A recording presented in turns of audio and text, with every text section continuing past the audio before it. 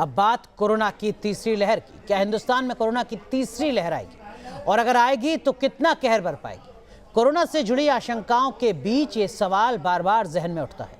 लेकिन अब कोरोना की तीसरी लहर के खतरे के बीच सामने आई है एक ऐसी रिसर्च जिससे तीसरी लहर का डर खत्म हो सकता है। ये स्पेशल रिपोर्ट देखिए।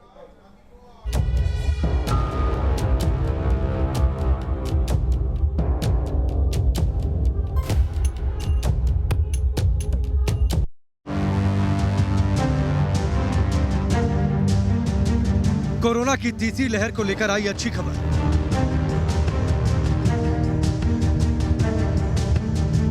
कम हुआ कोरोना की तीसरी लहर का खतरा।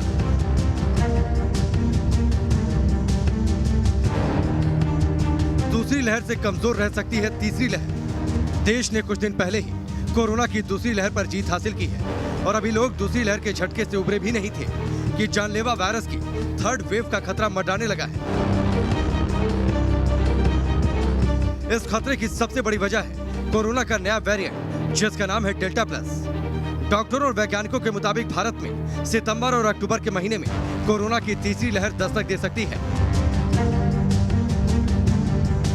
और ये करीब 98 दिनों तक रह सकती है। लेकिन आईआईटी कानपुर के वैज्ञानिक मनिंदर अग्रवाल की रिपोर्ट राहत देने वाली है। मनिंदर अग्रवाल के दावे के मुताबिक कोरोना की तीसरी लहर आएगी जरूर, लेकिन पहली दो लहरों की तरह घातक नहीं होगी। इस दावे का आधार गणितीय मॉडल बताया गया है और इसमें कहा गया है कि 15 जुलाई तक मोबिलिटी पर सभी तरह के प्रतिबंध हटा लिए तो 3 परिदृश्य बन सकते हैं। तीसरी लहर कब आएगी इसको कोई प्रेडिक्ट नहीं कर सकता। उसका कारण यह है कि तीसरी लहर निर्भर करती है इस पे कि कोई नया म्यूटेंट जो ज़्यादा तेज़ी से फैलने वाला हो वो आ जाए, या लोग जो सावधानी बरत रहे हैं अभी वो सब छोड़ दें, जैसे मार्च में हुआ था इस साल, उस प्रकार से फिर से अपना उनका बिहेवियर हो जाए।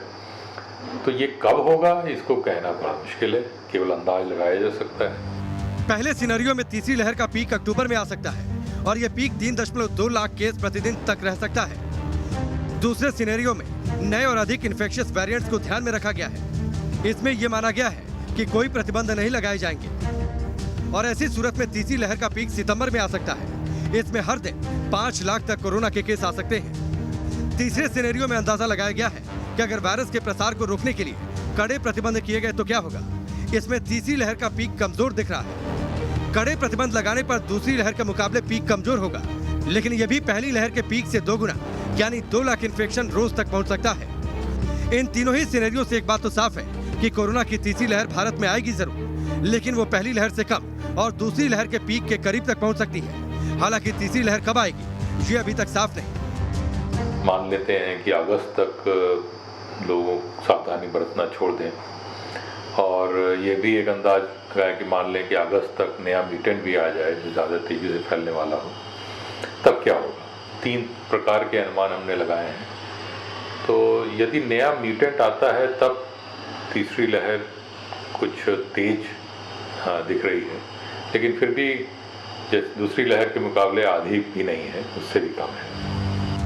अभी तक कोरोना के तीसरी लहर को लेकर हर कोई अपने हिसाब से अंदाजा लगा रहा है, लेकिन आईआईटी के वैज्ञानिक मनिंदर अग्रवाल के दावे के मुताबिक दूसरी लहर के मुकाबले तीसरी लहर काबू में रहेगी और जिस तरह से दूसरी लहर के दौरान वैक्सीन, दवाएं, ऑक्सीजन, हॉस्पिटल बेड्स की कमी पड़ी थी, तीसरी लहर में ऐसी स्थिति शायद ना हो और तीसरी लहर में पीक पर भी केस एक दिन में 5 लाख से ज्यादा नहीं जाएगा। इस रिपोर्ट के आने के बाद से कई लोगों के जहन में ये सवाल उठ सकता है कि आखिर इस रिपोर्ट को किस आधार पर तैयार किया गया है और अभी ये अनुमान कैसे लगाया जा सकता है कि डेल्टा वेरिएंट के खतरे के बावजूद तीसरी लहर कमजोर रह सकती है। तो आईआईटी कानपुर के वैज्ञानिक मनिंदर अग्रवाल ने उसे भी साफ कर दिया कि आखिर उन्होंने इस रिपोर्ट को कैसे तैयार किया।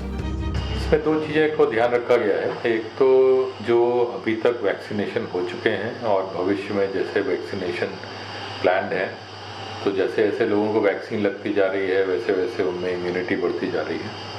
और दूसरा एक और भी फिनोमिनन है कि जो नया म्यूटेंट है डेल्टा वेरिएंट, ये पहले के वेरिएंट से इन्फेक्टेड लोगों को भी इन्फेक्ट कर रहा है, तो इसका भी ध्यान रखा गया है और इसके अनुसार फिर ये प्रेडिक्शंस किए गए हैं। कोरोना की दूसरी लहर जब आई थी तो उस समय देश के कुछ ही लोगों का वैक्सीनेशन हुआ था। इस वजह से दूसरी लहर ने घातक रूप अख्तियार कर लिया, लेकिन तीसरी लहर के खतरे को देखते हुए भारत ने मेडिकल इंफ्रास्ट्रक्चर को काफी हद तक बढ़ा दिया है। वहीं देश में वैक्सीनेशन ने भी अब रफ्तार पकड़ ली है। ऐसे में माना जा रहा है कि अगर सितंबर-अक्टूबर तक देश की 70% आबादी को वैक्सीन की सिंगल डोज भी लग जाएगी तो देश कोरोना की तीसरी लहर को काफी हद तक रोकने में कामयाब हो जाएगा। और IIT कानपुर के वैज्ञानिक की रिपोर्ट भी इसी ओर इशारा कर रही है कि अगर लोगों ने सावधानी बरती तो भारत में दूसरी लहर से कमजोर रह सकती है कोरोना की तीसरी लहर। Team news nation.